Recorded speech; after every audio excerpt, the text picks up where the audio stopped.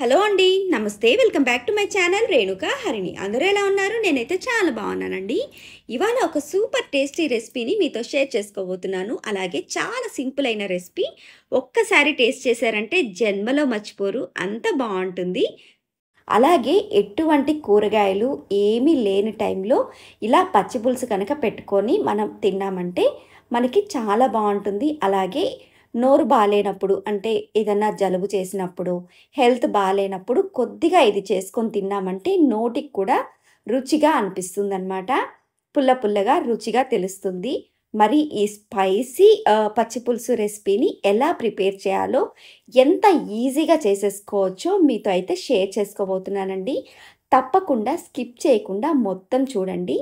So, దీనికోసం అయితే నేను కొద్దిగా చింతపండు తీసుకున్నాను. ఓ నిమ్మకాయ సైజు చింతపండు అయితే నేను తీసుకున్నానండి. దీన్ని ఒకసారి ఇట్లా కడిగేసుకొని, వాటర్ వేసుకొని కాసేపు నాననిద్దాము. ఇలా నేను 2 టైమ్స్ కడిగేసుకున్నానండి.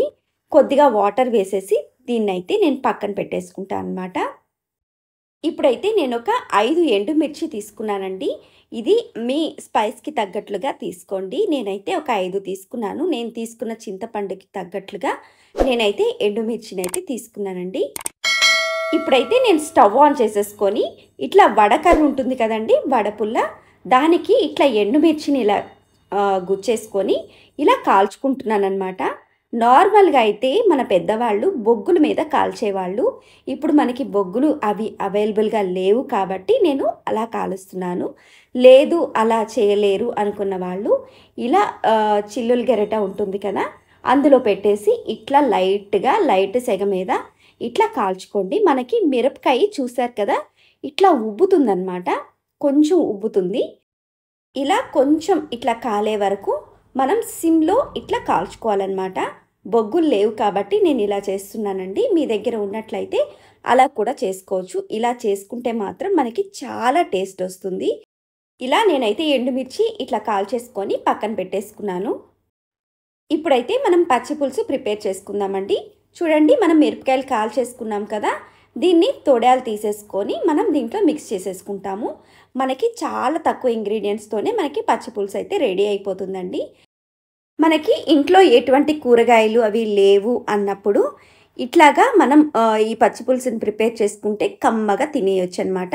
సో, ఇప్పుడైతే మనం ప్రిపరేషన్‌లోకి వెళ్ళిపోదాము. దానికంటే ముందుగా మనం ఎండుమిర్చిని కాల్చుకున్నాం కదా! వాటి తొడాలు అవి తీసేసి చిన్న ముక్కలుగా చేసుకొని కొద్దిగా దంచేసుకుందాము.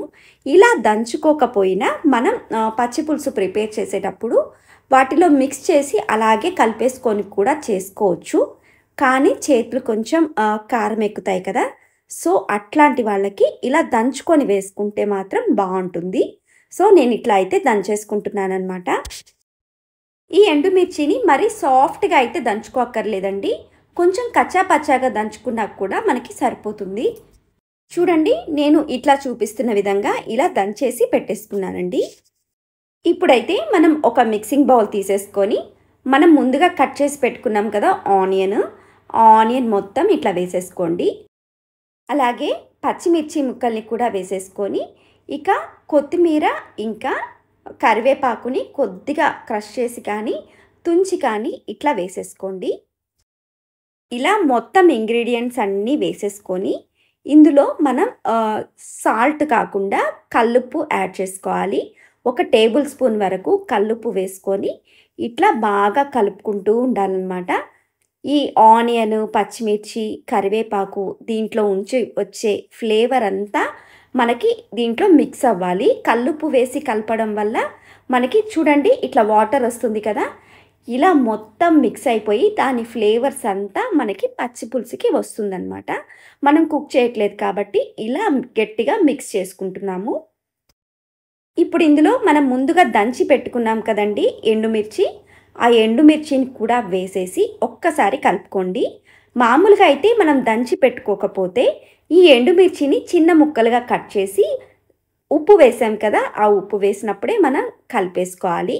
కానీ మనకి చెయ్యి కొద్దిగా ఎక్కువ కారం తగులుతుంది కాబట్టి నేను ఒక్కసారి దంచేసుకొని ఆ తర్వాత వేసాననమాట. దీనివల్ల మనకి టైం సేవ్ అవుతుంది. ఎక్కువసేపు మిక్స్ చేయడానికి అంత అవసరం ఉండదనమాట. సో, ఇట్లా అంతా కలిపేసుకున్నాక మనం నానబెట్టి పెట్టుకున్నాం కదండి చింతపండు, ఆ చింతపండు పులుసును కూడా దీంట్లో వేసేసుకోవాలి.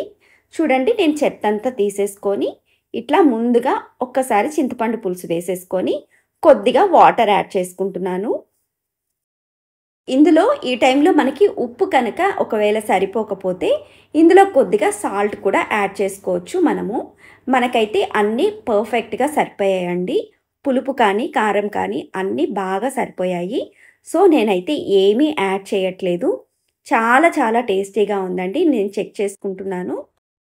ఈ పచ్చి పులుసుకి కాంబినేషన్‌గా ఉప్పు చేప కాల్చుకొని తినేవారట.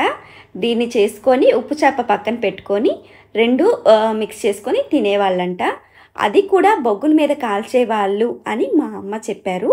సో, ఇట్లా ఈ కాంబినేషన్స్‌తో తింటూ ఉంటారు. అలాగే ఇంట్లో ఎటువంటి కూరగాయలు అవి లేనప్పుడు కూడా ఇలా సింపుల్‌గా ఏ కూర చేయాలి అని ఆలోచించకుండా ఇలా చేసేసుకున్నామంటే ఎప్పుడు ఒకలా కాకుండా ఇలా టేస్ట్ చేసి తింటే చాలా చాలా బాగుంటుందండి.